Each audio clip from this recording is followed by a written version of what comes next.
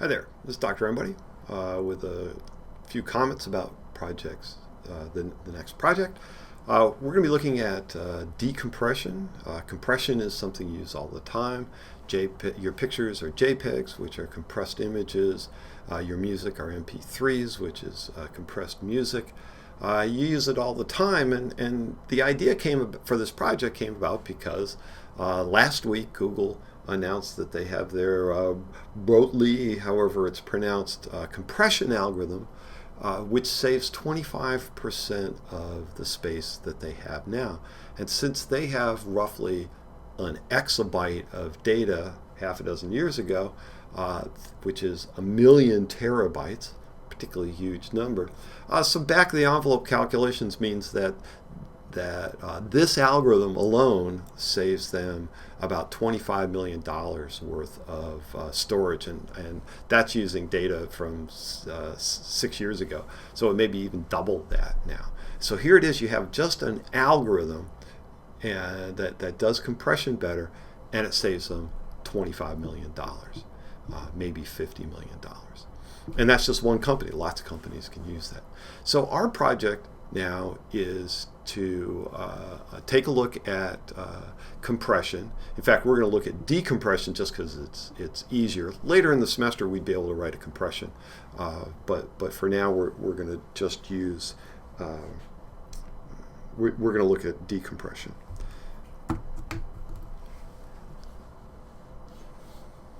So take a look at this old poem, peas porridge hot, peas porridge cold, and we're going to compress that into this string.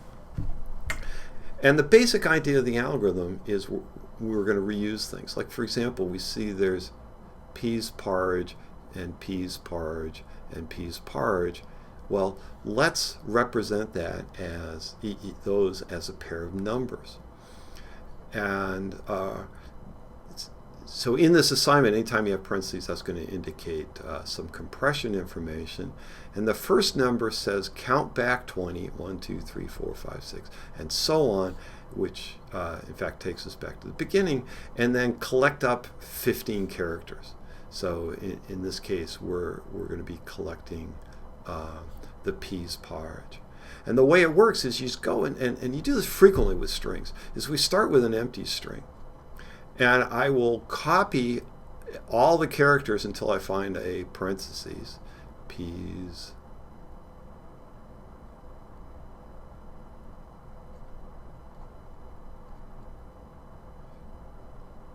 and then there will be a carriage return in there. And this says go back and copy go back to 20 characters and then copy 15 characters, which will be peas, porridge, and then we go back to copying again, cold, comma, carriage return, cold, comma, carriage return, and then we count back 21 characters. That's in this new string. Counting back 21 characters gets me the peas porridge again.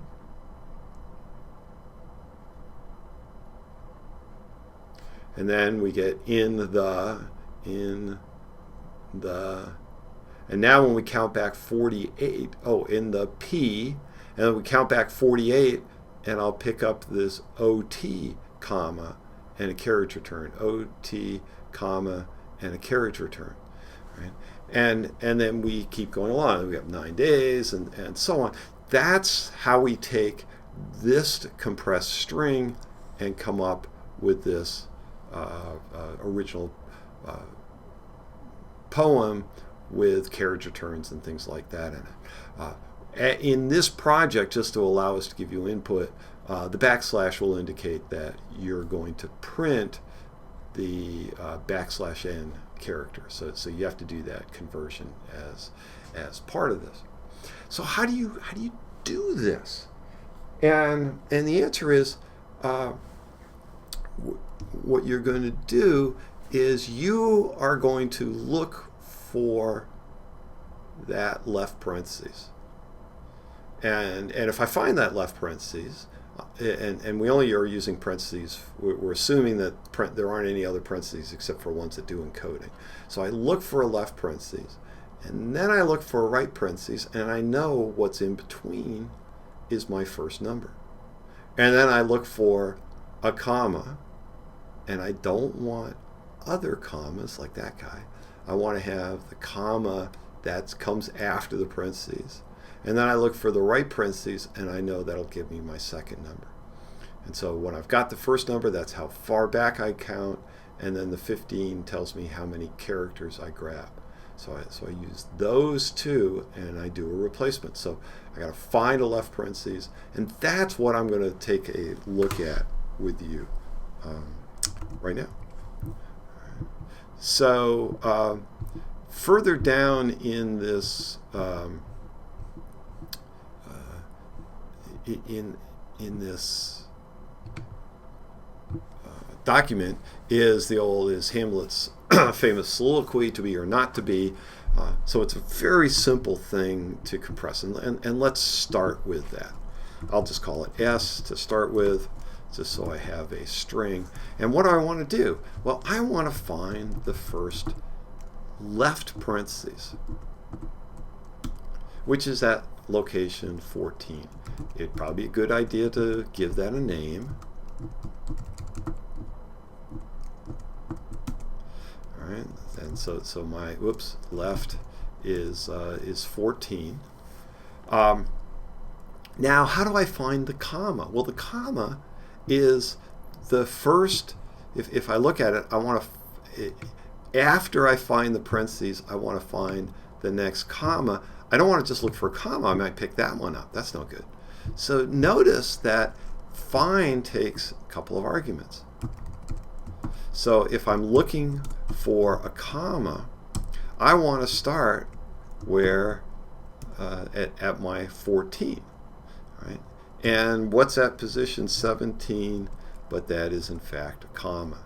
So we found that. I could do this a little bit better and call that left, because left was my 14. And where did that come from? If I wanted to, I could say, oh yeah, you know where I started? It was wherever I found my my left parentheses. So that now gives me a number. I'll call it N.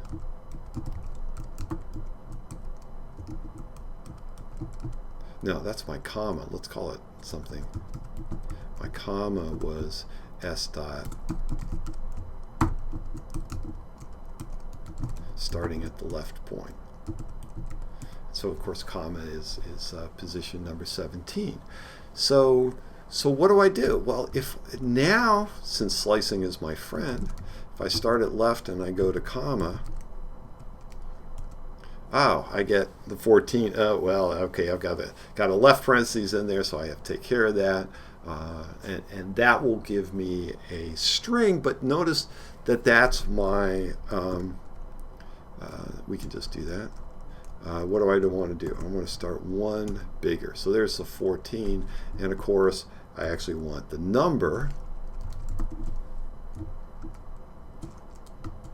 And now with this amount of effort, I now have I have gone and extracted out of my string. Let's put my string here again. I got that number. All that work to get that number. Now, of course, I then need to get the 6. All right? And once I have the 6,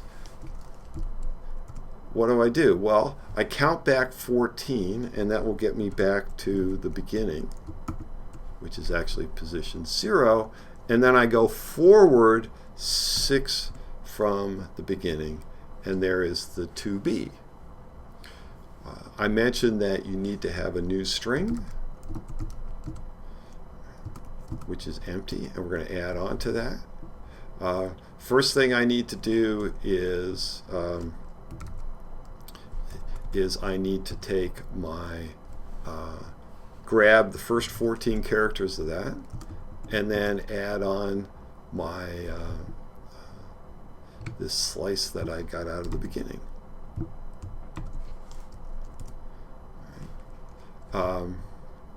But I didn't do that, right? Because what do I want? I want the first 14 characters starting at 0. Let's see if that does. To be or not to be. So that's a little bit better. Now, of course, here I have particular numbers, and you're going to want to have variable names. But you can see that I needed to keep track of the position of where I was. You know, this number here is a little deceptive, because the reality is that it's in this case it's really 0 plus 6. Right? Same thing, but that gives you, it's like, oh, yeah, is it really 0 plus 6? Now, so where did I get the 0? Oh, I really got the 0 from that. So that gives you a little bit of, so we gave this Hamlet soliloquy with just one number to be substituted in there. This gives you a chance to build your program incrementally. Play around with it like I did. Give these, I've got all these numbers in here. Actually give them names. Assign them to variables and build up this piece of the code, and that lets you handle this simple one. And with that, then you can start, okay, so now I have to put this in a loop, and I have to go through on keep looping until I don't find a left parentheses. Okay, and so for example, my new string, oops, I did give it a, let's see, let's go, let me have something when I'm getting done, to be or not to be. Right. So suppose I've gotten to the point where there aren't any more left parentheses for me to look at anymore. What happens when I try and find a left parentheses in that string and I get a -1? That's what tells me when there aren't any more encoded things to look for. That is a control, that can help out with my control. When do I know that I'm done looking for left parentheses? Find comes up with a -1. So hopefully this gives you enough clues on how to get started with this. So good luck.